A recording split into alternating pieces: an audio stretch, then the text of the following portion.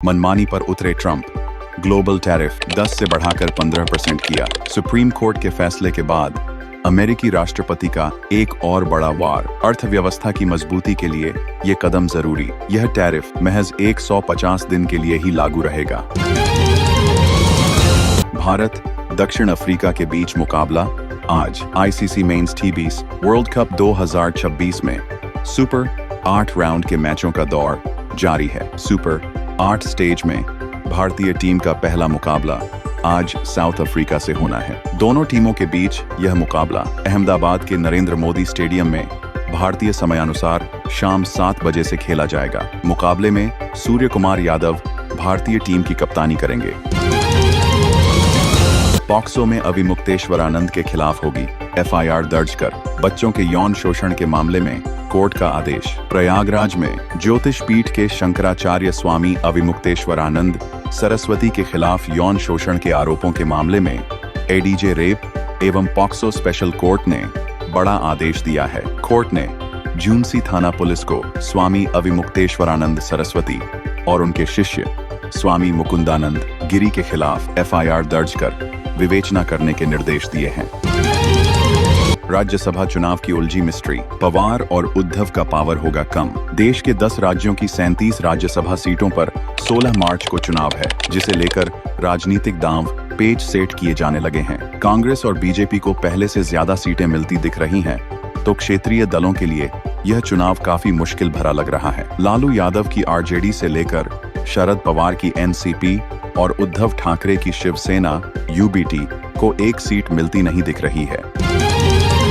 दिल्ली में आतंकी हमले का अलर्ट। लाल किला चांदनी चौक निशाने पर खुफिया एजेंसियों की रिपोर्ट में कहा गया है कि आतंकी संगठन लश्कर ए तैयबा भारत के बड़े शहरों में ईडी ब्लास्ट की साजिश रच रहा है। खुफिया रिपोर्ट में यह भी दावा किया गया है कि लश्कर के आतंकी पुरानी दिल्ली में चांदनी चौक इलाके के मंदिरों में भी धमाके की साजिश रच चुके हैं।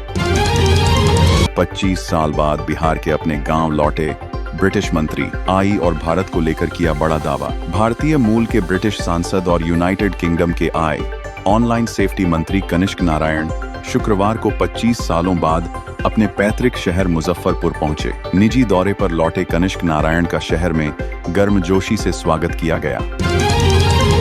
सहयोग पर समझौता। भारत और ब्राजील ने स्टील सप्लाई चेन को मजबूत बनाने के लिए महत्वपूर्ण खनिजों पर समझौते पर हस्ताक्षर किए। यह समझौता नई दिल्ली स्थित हैदराबाद हाउस में प्रधानमंत्री नरेंद्र मोदी और ब्राजील के राष्ट्रपति लूला दा सिल्वा की मौजूदगी में हुआ।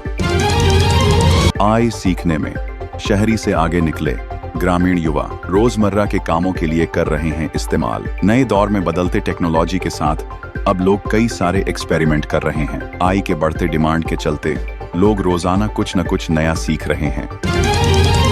घुसपैठियों को लेकर शाह ने कांग्रेस को घेरा। असम दौरे पर पहुंचे केंद्रीय गृह मंत्री। केंद्रीय गृह मंत्री अमित शाह असम दौरे पर हैं। शनिवार को उन्होंने असम पुलिस की 10वीं बटालियन के नए कैंपस का शिलान्यास किया। इसके बाद उन्होंने सभा को संबोधित करते हुए कहा कि नक्सल मुक्त भारत की तरह घुसपैठियों से भी मुक्ति संभव है। कांग्रेस की वोट बैंक की राजनीति से असम की जनसंख्या संकट में है। समंदर पर शहर। कुदरत की बनाई दुनिया में सीमाओं को तोड़ना इंसान की फितरत है। कल जो सिर्फ कल्पना थी, आज वो हकीकत बन रही है। हम बात कर रहे हैं समंदर पर बस रहे उस शहर की जो ग्लोबल वार्मिंग के खतरे से निपटने के लिए दुनिया भर के देशों के लिए एक फ्यूचर ब्लूप्रिंट साबित हो सकता है। कल्पना कीजिए एक ऐसे शहर की जहां सड़कें तैरती हैं, घर लहरों के साथ झूला झूलते हैं और आपके खिड़की खोलते ही समंदर की मछलियां आपको गुड मॉर्निंग कहती हैं। यह कोई हॉलीवुड फिल्म की कहानी नहीं, बल्कि दक्षिण कोरिया के बुसान में हकीकत बनने जा रहे शहर की प्रस्तावित तस्वीर है।